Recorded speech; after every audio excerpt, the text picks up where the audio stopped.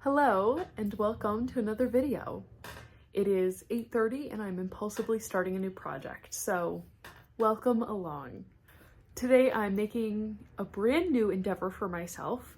I have had this fabric for about a year and I've had this project in the back of my mind for about 3 years, ever since I first saw this fabric at Joann's, and it was too expensive, and then I bought it last year and I was too nervous to try this project. But today is the day. I'm going to be sewing my very first winter coat with this beautiful kind of rusty orange fabric. Now, a couple things about this fabric. First off, I was incredibly excited when I first found it because it's, I think 30% wool, which I love some wool. I love how warm wool is. However, it is not very thick. It's kind of hard to tell on camera. I don't know. It's not very bulky at all. I would say it is similar to like what you'd probably want like a blazer to be the thickness of. So I have a plan for this and I have no idea how this is going to work out. But my plan is I'd like to double up the fabric. And then in addition to this, which I believe is a 3-yard chunk,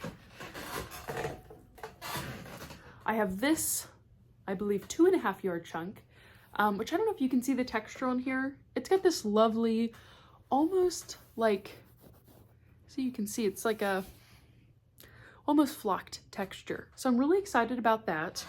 And then for the lining, I went digging through my stash. I actually bought a solid brownish tan kind of silky for it to line it with, and I can't find it anywhere.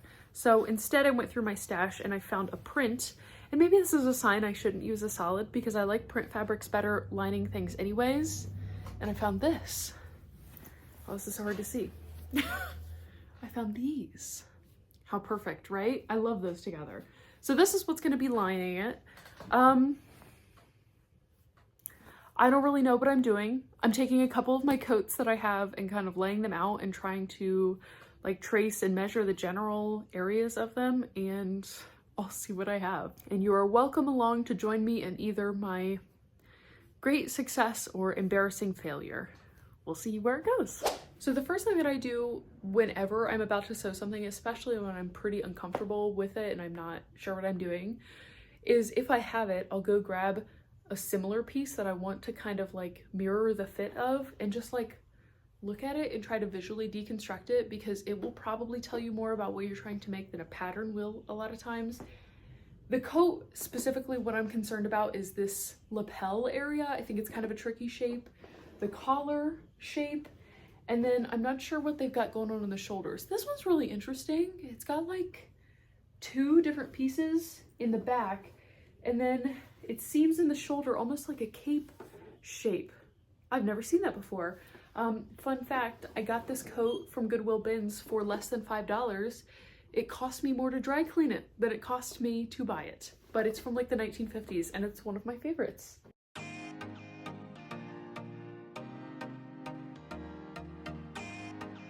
I love this coat, first of all, but I will say that the style of it does kind of date it. It kind of matches the outfit I'm wearing right now, which I didn't even plan. But everything about it is like fantastic. Look at these giant vintage buttons. I'm obsessed with them. But except for, and this is the reason I kind of think I know the age of it, is that the length of the sleeve. That's like definitely like a very 50s aesthetic. So I have to like kind of be careful about what I wear it with, because otherwise it looks super weird. I probably wouldn't wear it with this. I don't know, a lot of times I wear it as like a transition coat between seasons. It's a really perfect like winter to spring transition coat, but it fits so nicely, so like I love it. It just doesn't get a lot of wear. But I don't know. I don't think I like this cape fit. It makes my shoulders feel a little tight. I think I'd rather have like a boxy fit. It's an interesting construction though. So this one's not old. It definitely has that like vintage aesthetic. It's kind of one of those like 70s vintage reproduction, like Teddy style coats, but I really like it and I like how it fits a lot. It's a lot more the boxy style that I'm kind of going for. Something that I didn't notice though, and maybe this is just that I'm unobservant, but it also has the seam down the center back, which is really interesting because like button downs that I've made, you never have a seam in the back. That's where you cut on the fold. So just something to note. The more you know.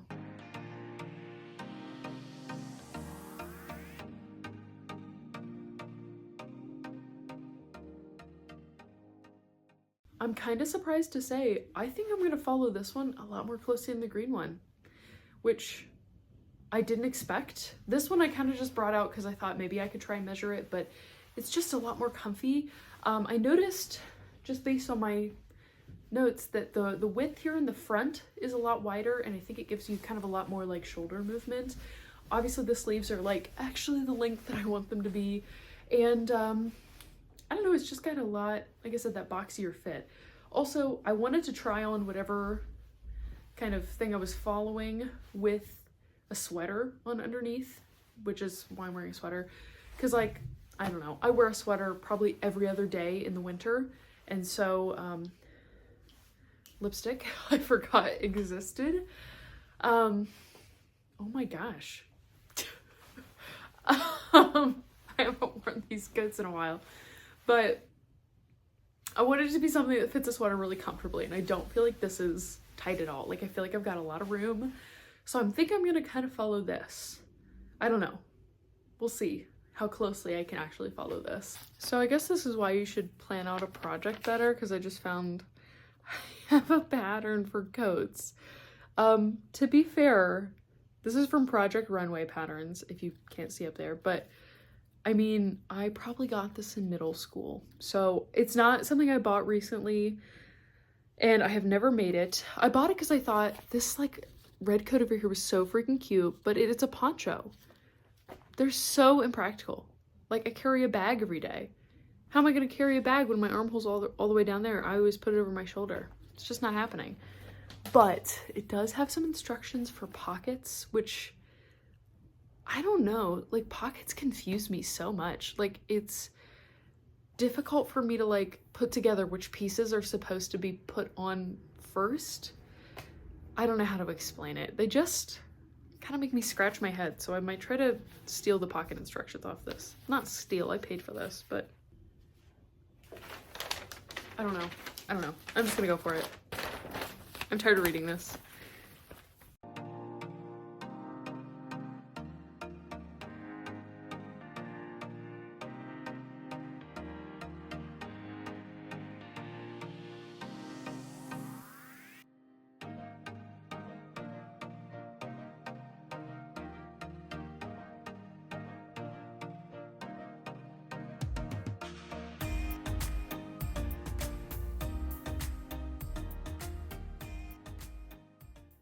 So I got all the pieces cut out for the exterior of the coat. I still need like lining and stuff, but I think if I look at this fabric anymore, I'm gonna throw up. So that means it's time to go to bed. I'm back, I'm here, I'm ready to go. I'm ready to work on this coat. I got big floofy orange sweater to work on big orange coat. Inspiration time.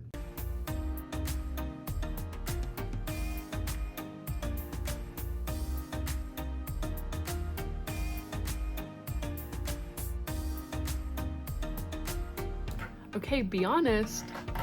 What do you think?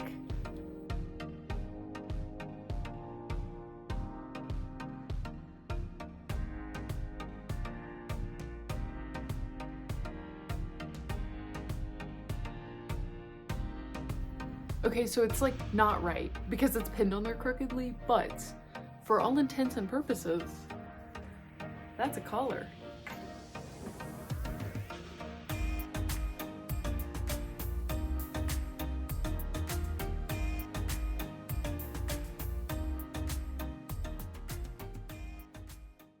So I think it looks pretty good overall. I've like roughly pinned everything together. Doesn't it look like a coat? Don't you love it? So pretty. Can you even tell this is a sleeve? It'll get better. We'll get there.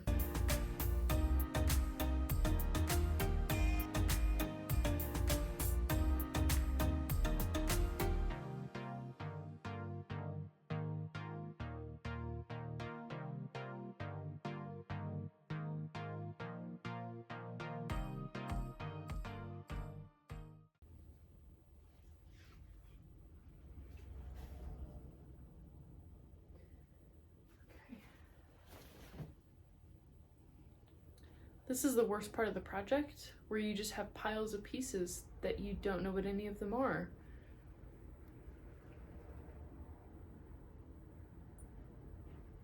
I have a lot of people ask me how I make garments without patterns, so I'm here to share my process. I started out with the lining, that way if I made any mistakes it would be hidden in the underside, and here I'm just base stitching on the sleeve to see how it would fit, and then I tried it on and realized it didn't fit correctly at all, and the armpit was sitting in a really weird spot, and so I take it back, and I cut out my basting stitch, and then I trim down all my pieces so that they're actually sitting correctly, and then I base stitch around the whole armhole all over again, and I tried it on and realized still is just not quite right, and so I take out the basting stitch, I trim all my pieces down again. Here my problem was that the shoulder was just sitting too far off my actual shoulder. In my effort to give myself enough shoulder space, I gave myself too much space, and then I base stitch it on there again, and I go try it on again, and then I realized that I need a dart for it to fit and lay really nicely, and so I cut my base stitching out, and then I have to go back and trim down all the other pieces that I've cut out just to make them fit correctly and correspond so that my lining will actually fit inside of my coat, and so the actual outside of my coat that is important that people are seeing is actually sitting nicely. I can't explain why this process is easier to me than actually following a pattern, but it just works. I don't know.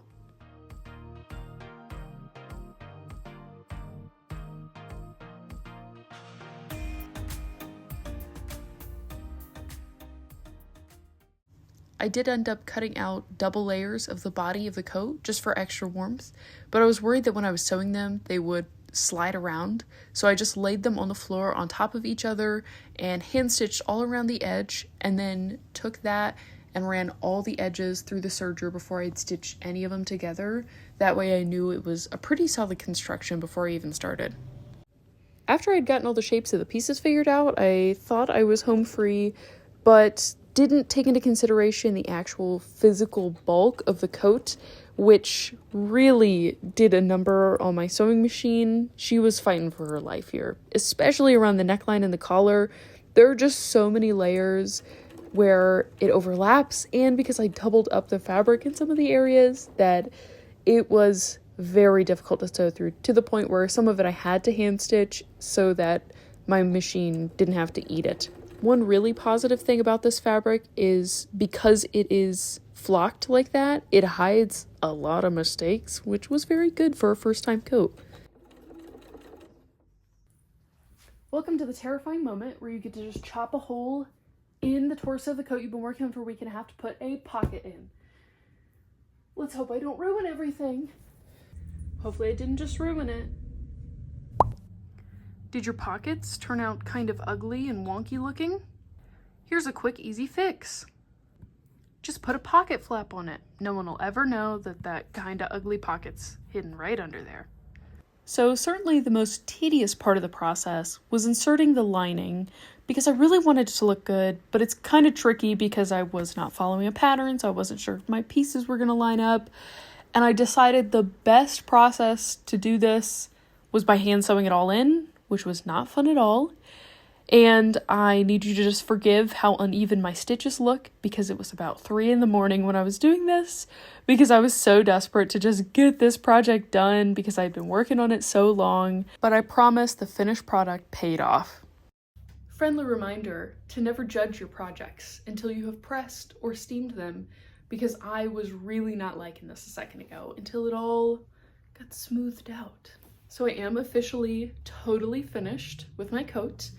It took me about a week and a half and a lot of hours. I don't even know. There's a lot of hand sewing this, so it took a long time. I feel like the true test of this, though, is whether or not it is as warm as it should be as a winter coat. So it is currently 34 degrees where I live, and it's definitely going to get colder than that this year because it's only November. But I'm going to go take like a 30-minute walk around outside, just wearing, I've got leggings and a sweater on underneath with my jacket, and I'm going to see how warm I stay. So I've been outside about 10 minutes and I'm still super cozy. Just for reference, I had been outside about 10 minutes before I put this on with just this sweater on, and I was like shivering. So with the coat, perfectly cozy. My face is cold. I should have worn a hat.